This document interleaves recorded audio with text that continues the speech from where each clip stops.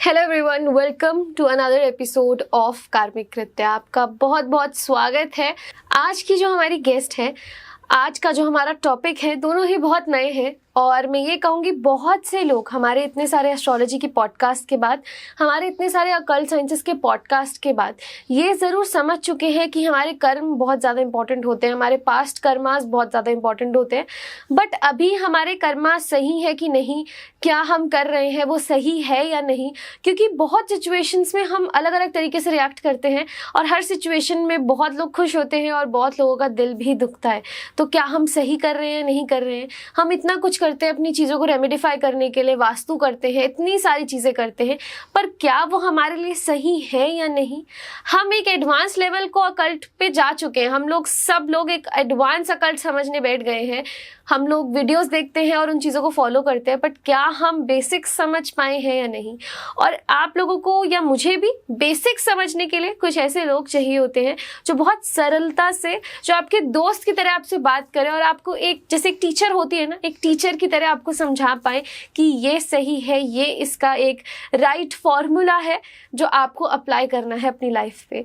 तो आज उन्हीं फॉर्मूलाज को समझने के लिए आज की जो हमारी गेस्ट है वो बहुत ही प्यारी हैं और बहुत ही अच्छे तरीके से, इस पॉडकास्ट से पहले जब मैंने उनसे बातचीत करी तो मुझे ये पता चला कि आज का हमारा पॉडकास्ट बहुत इंटरेस्टिंग होने वाला है, बहुत कुछ हमारे को जानने को मिलेगा और बहुत ही सरल तरीके से। तो आज की जो हमारी गेस्ट है उनका नाम है प्रियंका मैम। वेलकम टू कार्मिक कृत्य। नमस्ते। जय जिनेंद्र। जय जिनेंद्र। और पहली बार मुझे गेस्ट ने किसी ने बोला, मुझे बहुत इंटरेस्टिंग लगा।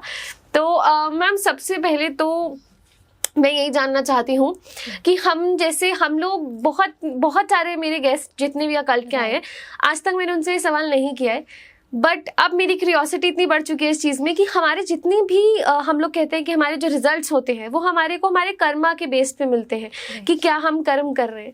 पर हम ये कैसे जान पाए कि हमारा कर्मा है क्या हमारे पास्ट कर्मास रह चुके हैं, अब हम जो कर्म कर रहे हैं वो क्या है? एग्जैक्टली मैं इसको थोड़ा सा इजी फॉर्म में एक्सप्लेन करना चाहूँगी।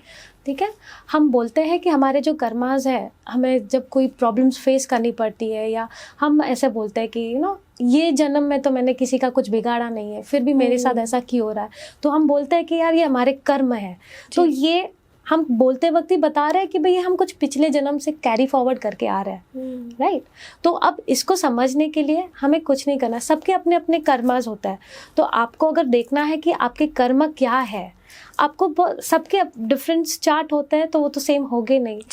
ठीक है, तो एक पर्टिकुलर रेमेडी किसी को दिया कि भाई ये कर दो, आपका कर्मा खत्म हो जाएगा या इट विल गेट न्यूट्रलाइज। तो ये मेरा मानना ऐसा कि आपने जब देखना है कि आपके कर्म क्या लेके आए हो, तो आप आपके 6th हाउस को देखिए। 6th हाउस हम क्या देखते हैं, जो 6th हाउस में आपके जो प्लैनेट्स बैठे हैं, ठीक है, 6th हाउस में जो भी प्लैनेट बैठे हैं या फिर 6 नंबर की राशि में आपके जो प्लैनेट्स बैठे हैं, उसी के बेसिस पे आप लोगों को सर्विस दोगे। कर्म क्या है, आपके कार्य करना, कुछ सर्विस करना। ठीक है, जब आप सर्विस देते हो तो आप आपके कर्म को छोड़ रहे हो धीरे धीरे। तो आप जब तक वो सर्विस दे ही नहीं रहे हो लोगों को, तो आपके कर्म छूटेंगे कब? ओके, तो आप अगर चाहते हो कि आपके कर्म छूटे, तो उस हाउस को यूटिलाइज करो, उस हाउस को अलाइन करो अपने लाइफस्टाइल में। आप जब वो चीज़ को अलाइन करोगे तब आपके कर्म छूटेंगे, तब आपको जो डिफ़िकल्टीज फेस करनी पड़ रही है उसको आप धीरे धीरे बैलेंस करोगे अपने नॉर्मल लाइफ से। Wow, okay. और इसी के साथ मैं हमारी ऑडियंस को एक और चीज़ बताना चाहूँगी कि मैम एक केपी एस्ट्रोलॉजर है और एक बहुत ही रीनोन्ड, मैं कह सकती हूँ, जानी मानी एस्ट्रो वास्तु कंसल्टेंट है। तो शुरू करते हैं उन्हीं के टॉपिक से। आपने बहुत प्यारे तरीके से मुझे ये समझाया कि हाँ, हमारे कर्म कैसे हमसे बाइंडेड है और कैसे जो भी हमारे पास्ट कर्मास हैं हम उनसे छुटकारा पा सकते हैं, राइट। पर मैम, ये जो केपी एस्ट्रोलॉजी है ना, ये मेरे चैनल के लिए, मेरी ऑडियंस के लिए, मेरे लिए बहुत नया है। सबसे पहले तो आप हमें यही बताइए कि केपी एस्ट्रोलॉजी क्या होती है? ओके, देखो बहुत सारे टेक्निक्स यूज़ होते हैं एस्ट्रोलॉजी में, ठीक है। वैसे ही one of the most famous and accurate predictions जो हम दे सकते हैं वो केपी एस्ट्रोलॉजी से दे सकते हैं। KP astrology legend professor Shri Krishnamurti ji के थ्रू हमें उस चीज़ का डीप नॉलेज मिल पाया है। उन्होंने बहुत डीप रिसर्च किया और तब जाके हमें एक्यूरेट प्रेडिक्शंस कर पाए, उनकी जो थ्योरीज है उसे हम टू द पॉइंट, जैसे मानो कि हमें कोई भी चीज़ को जानना है, खुद के बारे में जानना है या कोई भी चीज़ों के बारे में जानना है, तो वो हमें नक्षत्र लेवल पे लेके जाते हैं। मतलब उनकी जो थ्योरी है वो 27 नक्षत्र के ऊपर है। कि मान लो एग्जाम्पल लेती हूँ, जैसे आपको किसी के बारे में जानना है, तो in astrology we see the first house to know anything about any person. तो आप क्या करो कि फर्स्ट हाउस में जो प्लैनेट बैठा है या जो फर्स्ट हाउस में राशि बैठी है, आप वो बेसिस पे उसकी प्रेडिक्शंस दे दोगे। But in KP astrology what we do is we go to the sublord theory, जिसको हम उप नक्षत्र भी कहते हैं। ठीक है, तो आपने करना यही है, आपके चार्ट में फर्स्ट हाउस की सबलॉर्ड को देखना है। जो भी वो सबलॉर्ड होगा, वो जो प्लैनेट होगा, वो आपके चार्ट में कहाँ बैठा है एंड वो कौन से हाउस को डिकोड कर रहा है, वो बेसिस पे आप टू द पॉइंट उस पर्सन की पर्सनालिटी बता पाओगे। और आपको डिटेल में जानना है या और उसको डीपली स्टडी करना है उस पर्सन के बारे में, तब आप उस पर्सन के सबलॉर्ड के नक्षत्र को उठाओगे। सो वो और आपको डीप रिसर्च करवाएगा कि ओके दिस पर्सन कि ये क्वालिटी है, या अगर वो पर्सन का कोई भी चीज़ जानना है, 12 घर है, 12 घर के बारे में आपको कुछ भी जानना है, तो आपने केपी एस्ट्रोलॉजी से फर्स्ट जो भी नक्षत्र है, मतलब प्लैनेट है, उसका नक्षत्र लॉर्ड उठाना है। ओके तो मैम वैदिक एस्ट्रोलॉजी में और केपी एस्ट्रोलॉजी में डिफरेंस क्या है? वैदिक एस्ट्रोलॉजी में हम इम्पोर्टेंस ज़ोडिएक साइंस या प्लैनेट्स को देते हैं, but in KP astrology we give importance to the sublord theory. जो प्लैनेट का सबलॉर्ड होगा उसके ऊपर हम काम करते हैं। सबलॉर्ड थ्योरी में ईच नक्षत्र को 9 पार्ट्स में डिवाइड किया जाता है अकॉर्डिंग टू द विमोत्री दशा। ओके, वैदिक में व्हाट वी डू इज हम मैनिफिक बेनिफिक प्लैनेट से प्रिडिक्शंस दे देते हैं। But in KP astrology we see जो भी आपकी दशा चल रही है ना, वो दशा में जो आपको सिग्निफिकेटर्स मिले हैं, कि जो घर आपको मिले हैं, आप नोट डाउन कर लीजिए कि जो दशा आपकी चल रही है ना, जो आपको सिग्निफिकेटर्स मिले हैं, आप उसी से ही आपको रिजल्ट मिलना है, उसी से ही वो कार्य करना है, तभी शायद आपको सक्सेस भी मिलेगा। और अगर आप उसके अगेंस्ट कुछ कार्य कर रहे हो तो डेफिनेटली हम बोलते हैं ना बहुत स्ट्रगलिंग फेज चल रहा है, बिकॉज भगवान ने जो आपको चार्ट दे के भेजा है, जो भगवान ने आपको जो दशाएं दे के भेजी है और जो रिजल्ट्स दे के भेजे चाह रहे कि आपको इसका रिजल्ट्स मिले, बट आप उसके अगेंस्ट काम करोगे तो definitely you on the wrong track. जब तक आप सही ट्रैक पे नहीं जाओगे, सही प्लैनेट्स को अच्छे से यूटिलाइज नहीं करोगे, तो आपको रिजल्ट्स मिलेंगे नहीं। तो बेसिकली केपी एस्ट्रोलॉजी हमें मदद करता है हमारे प्लैनेट्स को अलाइन करने के लिए and to go on the right track. तो मैम केपी एस्ट्रोलॉजी इतनी इंपॉर्टेंट क्यों है, या इसकी इंपॉर्टेंस क्या है हर एक चार्ट में? केपी एस्ट्रोलॉजी इंपॉर्टेंट इसलिए है बिकॉज अगर आप कोई भी चीज़ को डीपली जानना चाहते हो, या आपको अगर चाहिए कि मुझे कोई भी चीज़ का रूट कॉज पता चले, तो फिर आप केपी एस्ट्रोलॉजी यूज़ करो, because it will take you to the root. ये क्यों करना है और ये किस लिए हो रहा है, that will give you that answer जो आपको चाह रहे हो कि आपको मिले, वो आपको केपी से पता चलेगा। बिकॉज वो आपको नक्षत्र के भी नक्षत्र लेवल पे सब लॉर्ड थ्योरी पे लेके जाता है, जो आपको एक एग्जांपल लेती हूँ ताकि आप ये चीज़ को अच्छे से समझ पाए। ट्विन्स जब होते हैं, हम जब बोलते हैं कि यार एक का you know there is a different lifestyle and एक बच्चा डिफरेंट लाइफस्टाइल से जीता है, तो ये क्यों होता है? तो देखो हर पर्सन जब बॉर्न होता है एक नक्षत्र में बॉर्न होता है। Correct. तो हो जाता है कई बार कि बहुत सारे प्लैनेट एक ही नक्षत्र में बैठते हैं, ठीक है, बट क्वालिटी तो सबकी सेम नहीं हो सकती है। Okay, but then how to identify कि ये क्वालिटी डिफरेंट कैसे हो? तो उसमें हम नक्षत्र को और 9 पार्ट्स में डिवाइड करते हैं, जिसको हम सबलॉर्ड थ्योरी बोलते हैं इन केपी। तो in that sublord theory you can understand कि अच्छा ये पर्सन का सबलॉर्ड डिफरेंट है एंड उसका नक्षत्र कुछ और है, इसलिए इसका रिजल्ट और कुछ देगा। और ये जो दूसरा बच्चा जो ट्विंस में है उसका सबलॉर्ड अलग है और उसका नक्षत्र अलग है। इस वजह से दोनों ट्विंस बेबी में इतने डिफरेंसेस या दोनों में इतना जो हम डिफरेंस देखते हैं वो क्यों देखने पड़ते हैं? Because of the sublord theory. Wow. तो मैम अगर हम प्लैनेट्स की बात करें या हम जो प्लैनेट लॉर्ड होते हैं उनकी बात करें, तो 3 ऐसे कुछ प्लैनेट्स हैं जो सबसे ज़्यादा डरावने लोगों ने बना रखे हैं, जो कि है राहु, केतु और शनि। और जब भी इनकी दशा चलती है तो लोग बहुत ज़्यादा डर जाते हैं, लोगों को लगता है बस प्रॉब्लम ही आने वाली है। इनफैक्ट सोशल मीडिया पे मीम्स भी इसी चीज़ के बनते हैं। तो क्या ये केपी एस्ट्रोलॉजी के अकॉर्डिंग भी इनकी दशा इतनी ज़्यादा प्रॉब्लम देती है? लोग इतना डरते क्यों हैं इन चीज़ों से? नहीं, ये एक्चुअली एक माइथ बन चुका है सबका। हाँ, ठीक है। अब आप मुझे बताओ, अगर ये प्लैनेट्स इतने डरावने होते हैं तो भगवान ने उन्हें बनाया होता? करेक्ट। ओके, ठीक है। पहली चीज़ तो ये है कि जब भगवान हमारे पास पहुंच नहीं पाते, उन्होंने हमारे लिए ये 9 ग्रह बनाए so that you know he can help us in some way. ठीक है, ये चीज़ को ऐसे समझ लो आप, सो दैट आप इस चीज़ जो डर रहे हो ना वो चीज़ से निकल जाए, वो माइट आपके अंदर से निकल जाए कि वो आपको कोई प्रॉब्लम देने आ रहा है। कोई भी प्लैनेट्स हमें कोई भी प्रॉब्लम्स देने नहीं आया है। ठीक है, आप अभी कहीं काम कर रहे हो, आपके बॉस ने आपको कोई काम दिया है जी, ओके, आप उसके अगेंस्ट कर रहे हो ओके, आप मुझे बताओ आपकी वो नौकरी रहेगी? नहीं।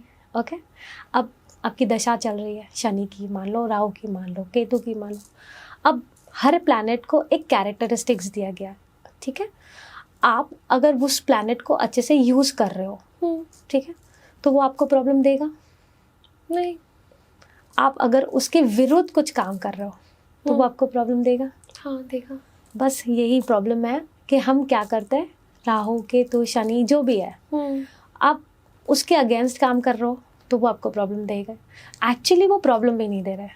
ठीक है, वो आपको सिर्फ बता रहा है आपकी लाइफ की ट्रैक, आप दूसरे ट्रैक पे जा रहे हो। अब भगवान चाह रहा है कि आप, मैंने तेरे लिए ये रास्ता रखा है, तो भाई ये रास्ते पे चल, बट तुम चल रहे हो कहीं और रास्ते पे, तो तुम्हें सक्सेस मिलेगा नहीं। जब आपको सक्सेस मिल नहीं रहा है तो भगवान दिखाना चाहता है कि तुम गलत रास्ते पे जा रहे हो। आप अगर सही रास्ते में आना चाहते हो तो जो ट्रैक आपके लिए अलाइन की है उसको पकड़ो। तो प्लैनेट्स जो दशा, जो भी दशा हमें मिलती है उसको हम मैप भी बोलते हैं, बिकॉज महादशा, अंतरदशा, प्रत्यंत दशा होती है। Map like you know, if you take the short form, it is a map. तो मैप क्या करता है, हमें डेस्टिनेशन तक पहुंचाता है जिसके लिए हमारा जन्म हुआ है। ओके, तो हमें पता होना चाहिए कि हमारा जन्म किसके लिए हुआ है। हमें प्लैनेट्स को अलाइन किया है ताकि जो भी दशा आ रही है हम वो दशा के अनुसार हमारा कार्य करें। ठीक है, जैसे अभी शनि की दशा आ गई मान लो, तो शनि की दशा में क्या हो जाता है ना, शनि प्लैनेट बहुत कूल प्लैनेट है। अगर आप साइंटिफिकली भी देखते हो तो it is the coolest planet. Correct. Okay, अब है तो वो कूल, तो उसको क्यों इतनी प्रॉब्लम होगी? वो आपको चाहता क्या है आपसे? वो सिर्फ इतना ही चाह रहा है, भाई तू अपनी रिस्पॉन्सिबिलिटी उठा। You know, he is a कर्मदाता।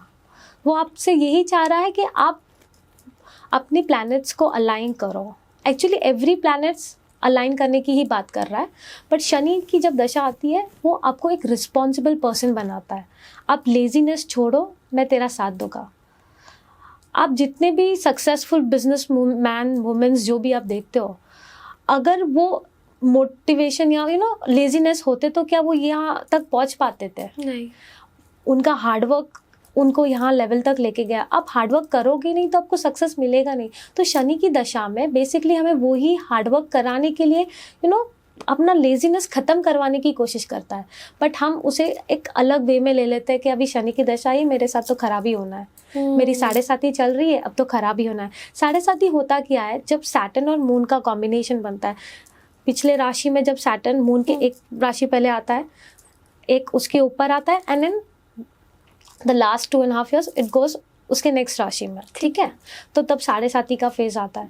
तो 7.5 में होता क्या है, there's a सैटर्न और मून का कॉम्बिनेशन। आप कितने दुनिया भर के चार्ट उठा के देख लो, जब जिसकी 7.5 चली है ओके, और वो पर्सन ने जब सैटर्न और मून के कॉम्बिनेशन को यूज़ किया है।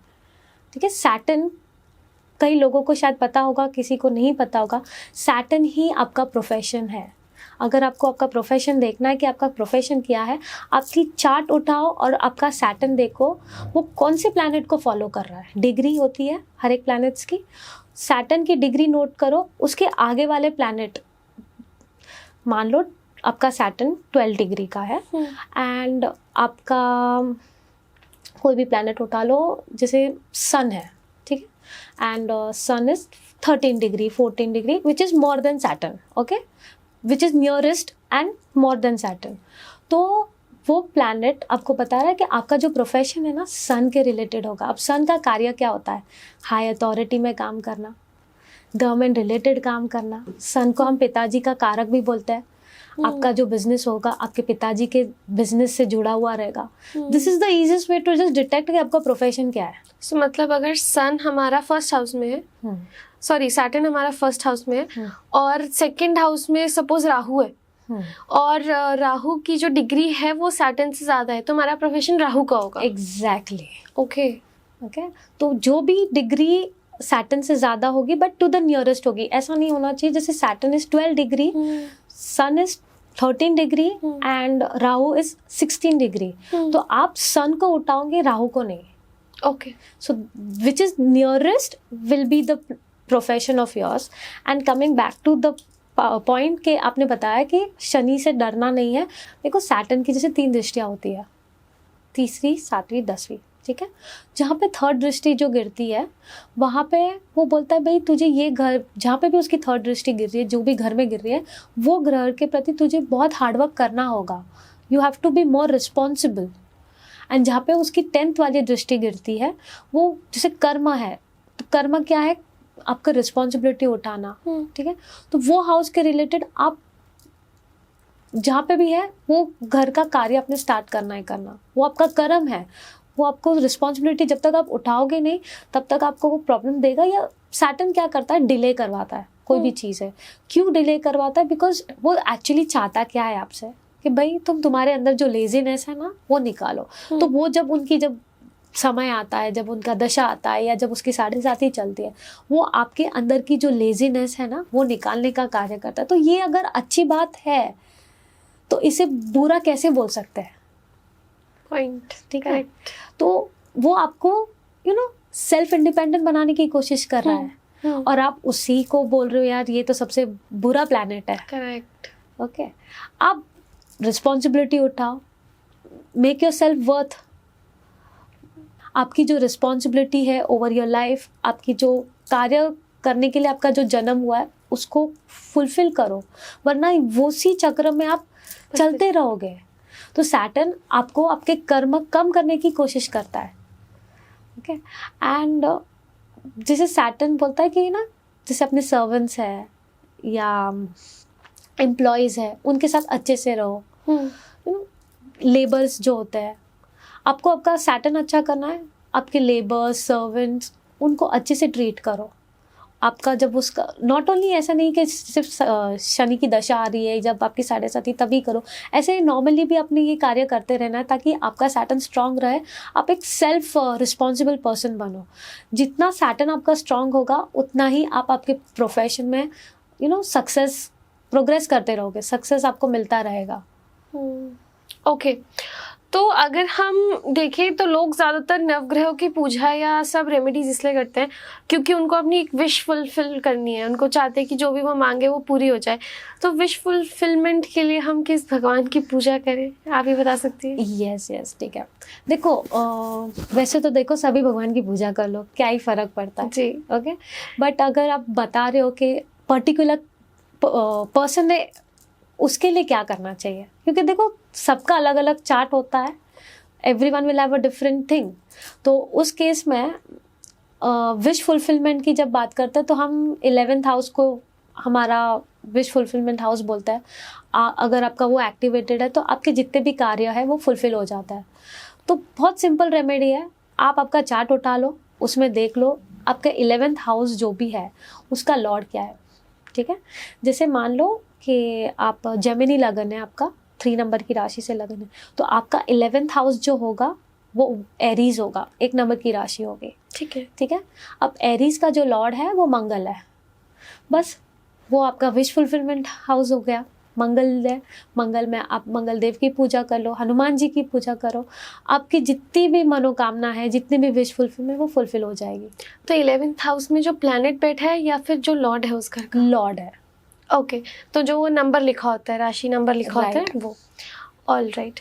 तो मैम बहुत से ऐसे लोग हैं जो ये कमेंट करते हैं कि हम ना सक्सेसफुल होना चाहते हैं, हमने बहुत सारी रेमेडीज ट्राई कर ली, बहुत सारे लोग ना सक्सेसफुल हो नहीं पाते, मतलब अपनी रेमेडीज में स्पेशली, और उसका रीज़न क्या है और क्या कर सकते हैं जो उनको सक्सेस मिले? देखो, एस्ट्रोलॉजी एक ऐसा साइंस है, उसको एक यूज़ करने का एक तरीका होता है, ठीक है। अब अगर आप मुझे सक्सेस की बात कर रहे हो, हर किसी को चाहिए जी। ओके, तो उसके लिए भी है ना, उसको एक स्टेप बाय स्टेप लेके जाना चाहिए। बस इसने ये बोल दिया, उसने ये कर लिया, ऐसा नहीं होता है। हर इंसान अलग है तो उसका चार्ट अलग है, ठीक है। तो आपने सिर्फ देखना है कि आपकी जो दशा चल रही है, उस दशा में क्या आप जिस चीज़ के पीछे भाग रहे हो, वो दशा आपको वो दे रही है, उसके सिग्निफिकेटर्स क्या वो आपको दे रहे हैं। अगर वो नहीं दे रहे हैं तो आप अलग ट्रैक पे चल रहे हो।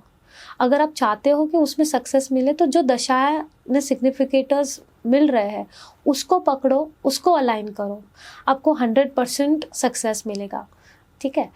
मान लो कि इसी को भी मैं एक एग्जाम्पल के रूप में बताना चाहूँगी ताकि आप इस चीज़ को अच्छे से समझ पाए। दशा चल रही है जुपिटर की, ठीक है। अब क्या होता है ना, लोग जुपिटर की दशा चल रही है, उसकी सिग्निफिकेटर्स भी निकाल दिए कि भाई मुझे तो ये प्लैनेट के रिजल्ट्स मिलेंगे, ये घर के, तो मुझे तो राजयोग मिल रहा है। बट जब आप इसको डीप स्टडी करते हो केपी सिस्टम में, आपको पता चलता है कि जुपिटर तो रिजल्ट देगा क्योंकि वो सोर्स बना है आपका, ठीक है। बट उसका जो रिजल्ट है ना, जुपिटर नहीं देगा, बट जुपिटर के जो नक्षत्र है वो देगा। अच्छा। तो उस समय पे आपने जो जुपिटर जिस नक्षत्र में बैठा है ना, वो नक्षत्र को उठाना है। अब वो नक्षत्र जो है उसकी क्वालिटीज़ उठानी है, पहली चीज़ तो आपने वो देखनी है। दूसरी चीज़, वो जो प्लैनेट बनेगा, नक्षत्र जो लॉर्ड है, उसको देखना है कि आपके चार्ट में वो क्या सिग्निफिकेटर्स दे रहा है। क्या आप जो चाह रहे हो कि मुझे ये चाहिए, सपोज घर लेना है या मुझे गाड़ी लेनी है, तो वो समय पे जब हम घर गाड़ी देखते हैं तो 4-11 का कॉम्बिनेशन होना ज़रूरी होता है। ओके।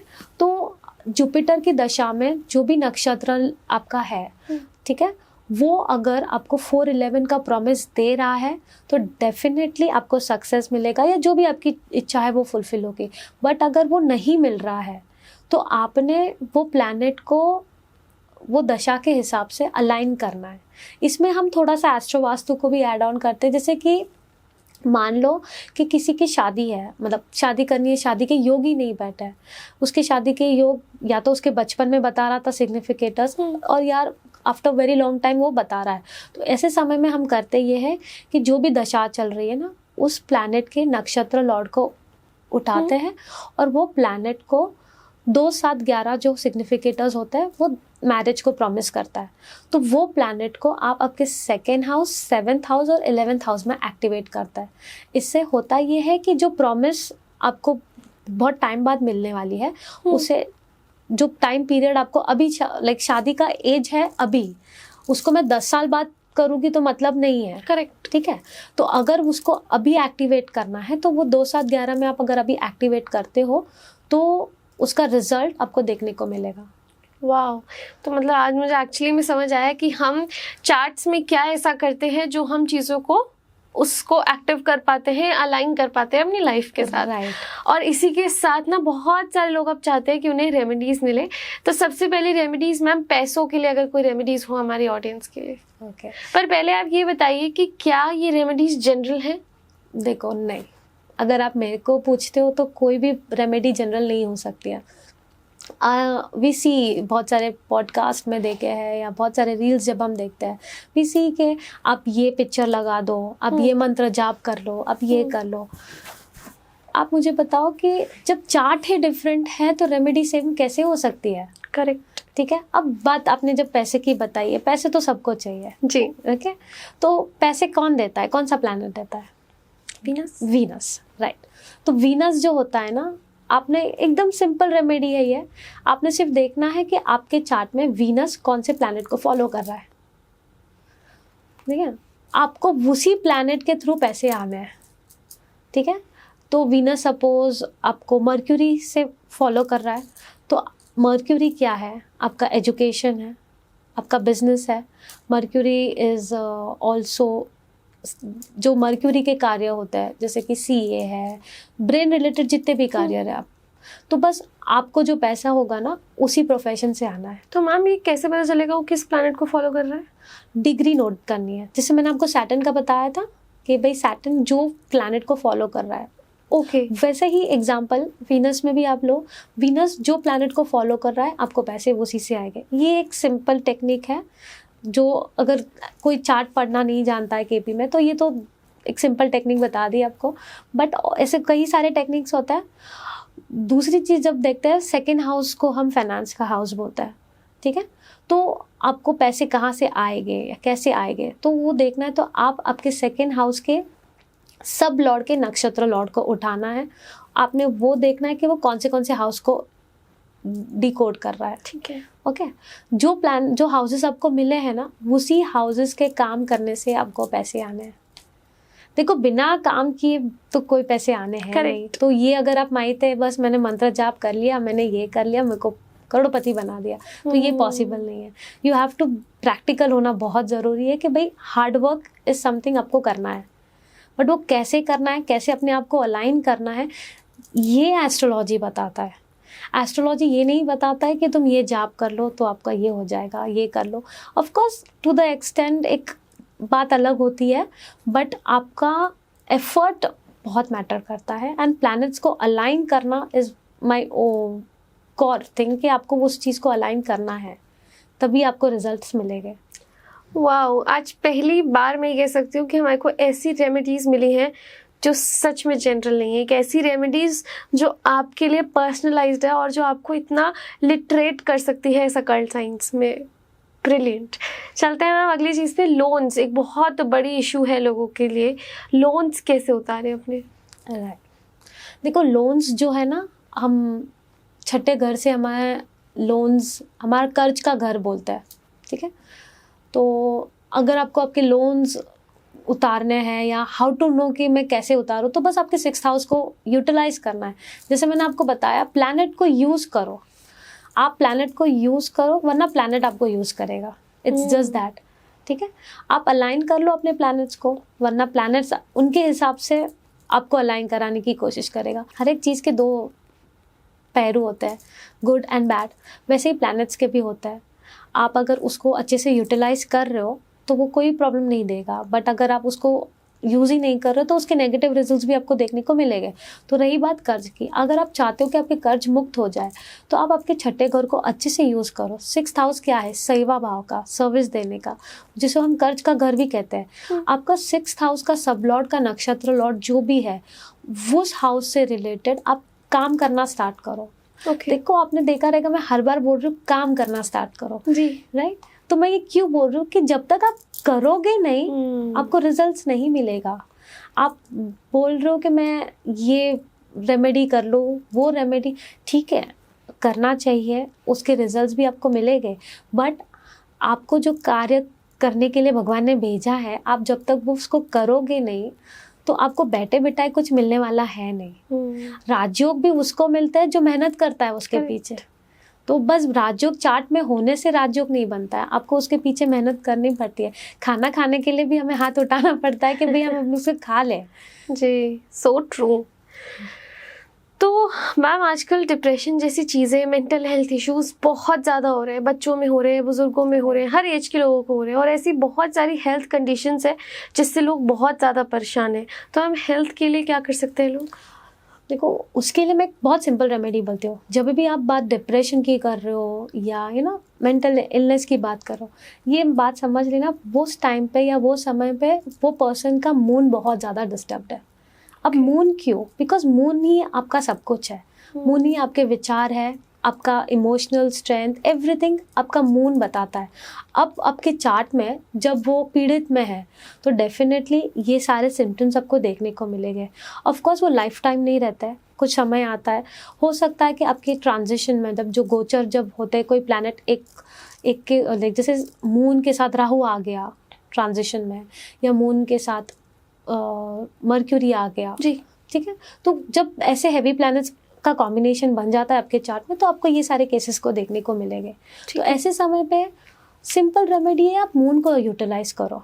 ठीक है। अब मून को यूटिलाइज करना भी है तो कैसे? बहुत सिंपल रेमेडी है, आपके घर पे आपकी माता जी है, उनकी सेवा करिए।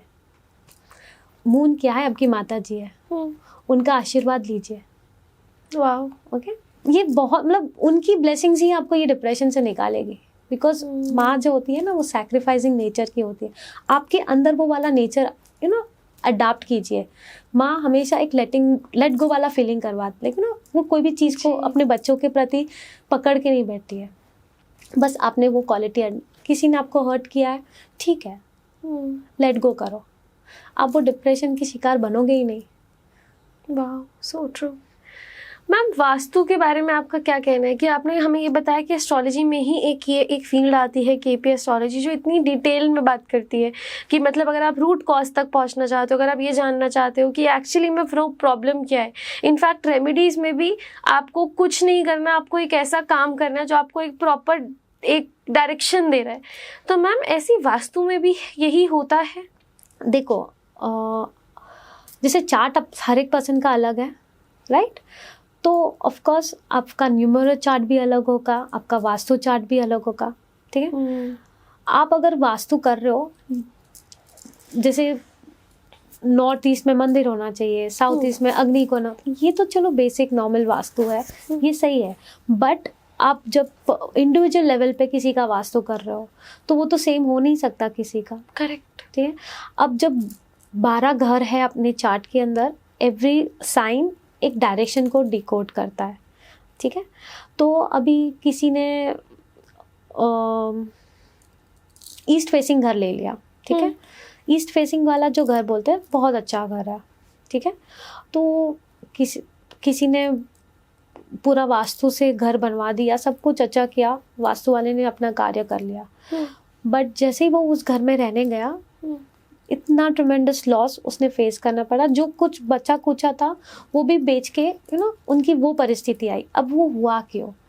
जब देखा गया, ईस्ट डायरेक्शन जो होता है ना, सन को डिकोड करता है, ओके।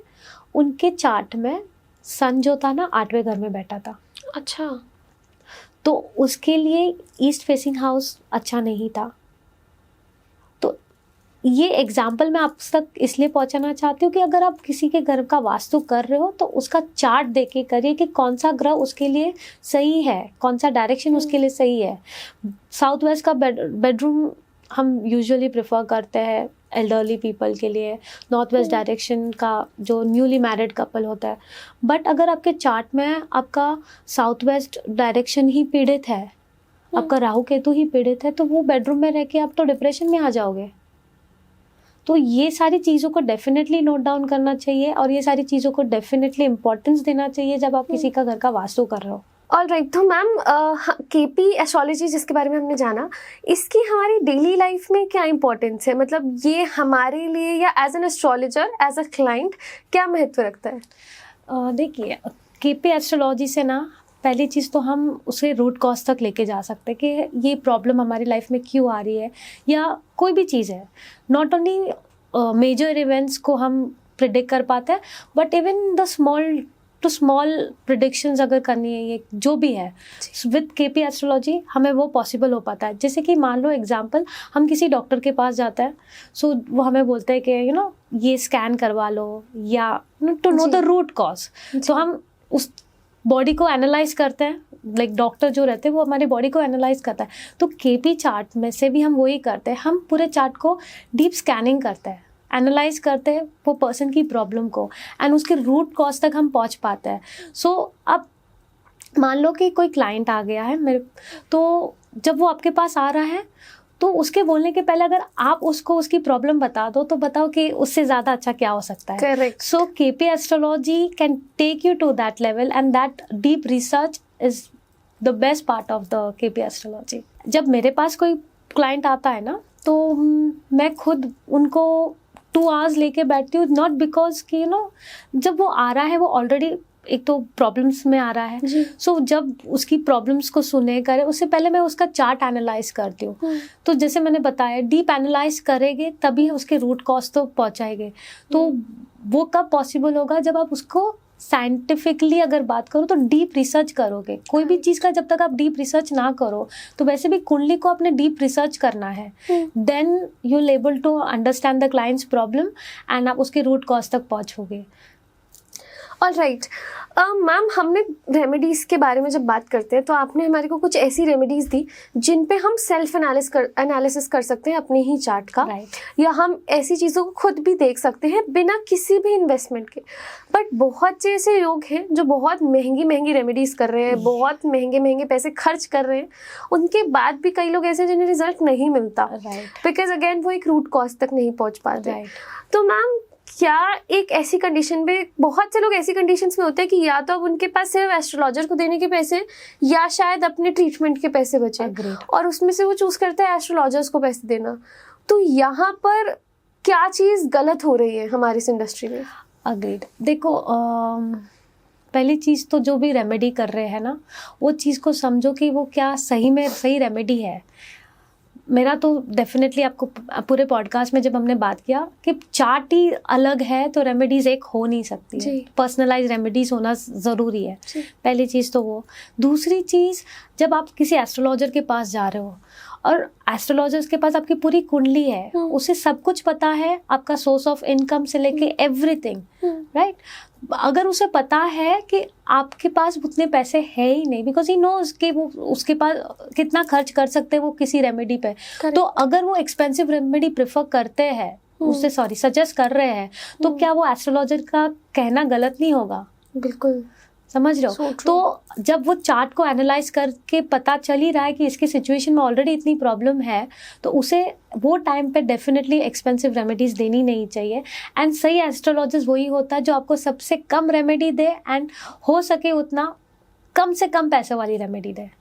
वाओ, तो मुझे लगता है हमारे पॉडकास्ट एस्ट्रो वास्तु पे नहीं, बल्कि वो तो एक एपिसोड है जो हमें करना ही है, बल्कि मैं चाहूँगी कि हम एक लाइव सेशंस भी ज़रूर करें जिसके अंदर हम डिस्कस कर रहे हैं अलग अलग ऐसी चीज़ों के बारे में जो एक रेमेडी है, जो आज तक एक कन्वेंशनल एस्ट्रोलॉजी में लोग रेमेडीज़ देते हैं, ये कर लो वीनस को अच्छा करने के लिए। आप उसके लिए एक बहुत ही, एक मैं कहूँगी रेवोल्यूशनरी चीज़ आपने डिस्कस करी है, तो डेफिनेटली हम लोग ये लाइफ में डिस्कस करना चाहते हैं। अगेन आप लोगों का काम है कमेंट्स करने का। मैं एक और चीज़ बताना चाहती हूँ दिस पॉडकास्ट, जैसे वीनस जो होता है ना, मैंने बताया था कि पैसों को रिप्रेजेंट करता है, हमारे लग्जरी को रिप्रेजेंट करता है। आप अगर चाहते हो ना कि आपका वीनस अच्छा रहे, बहुत सिंपल रेमेडी, ये आप इन जनरल सब कर सकते हो। जिस भी हाउस में आपका वीनस है ना, वो हाउस के रिलेटेड रोज शुक्राना कीजिए, आपका वीनस एक्टिवेट हो जाएगा and you will be blessed with Lakshmi mass blessing. तो मैम शुक्राना कैसे, मतलब सपोज करो किसी का 10th हाउस में, जैसे 10th हाउस में आपने बताया कि आपका सपोज किसी का वीनस है, तो 10th हाउस क्या है? आपका कर्म का है, आपका प्रोफेशन का है, तो आप बस उसके लिए ग्रेटफुल रहे, उसके प्रति शुक्राना कीजिए, आपका वीनस एक्टिवेट हो जाएगा।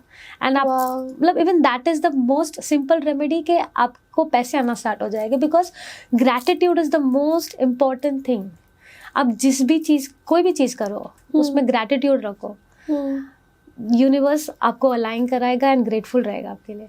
वाह, तो मैं ये कहूँगी कि आप सिर्फ केपी नहीं, आपके पास एस्ट्रो वास्तु का भी बहुत सारा कंटेंट है, बट मैं चाहती हूँ हमारी ऑडियंस कि आपको केपी एस्ट्रोलॉजी मुझे तो बहुत अच्छे से समझ आ पाई, all thanks to Priyanka ma'am. बहुत अच्छे से मुझे ये समझ आया कि हाँ, एस्ट्रोलॉजी में भी इतनी एक डिटेल्ड साइंस है जो हमारे को एक्चुअली में लॉजिक्स बताती है, जो हम ढूंढते हैं कि यार ये अंधविश्वास है या नहीं, उन सब हमारे क्वेश्चंस का आंसर देती है।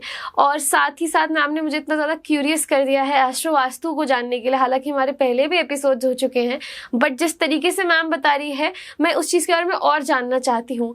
पर ये रिस्पॉन्सिबिलिटी, ये कर्म अब आप लोगों के ऊपर है। हमारे चैनल का नाम ही यही है, कार्मिक कृत्य, यानी कि कर्म कीजिए, कार्मिक रहें। तो अब आपका कर्म यही है कि हमारे को जल्दी से कमेंट्स कीजिए कि हम प्रियंका मैम के साथ एक एस्ट्रो वास्तु का एपिसोड भी ज़रूर शूट करें। Well, thank you so much ma'am कार्मिक कृत्य पे आने के लिए। मुझे आपसे बात कर बहुत ही अच्छा लगा। आई होप आपका भी एक्सपीरियंस ऐसा हो। बहुत अच्छा एक्सपीरियंस रहा। It was really nice talking to you. Thank you so much ma'am, and thank you so much for being a lovely audience. मिलते हैं नेक्स्ट एपिसोड में।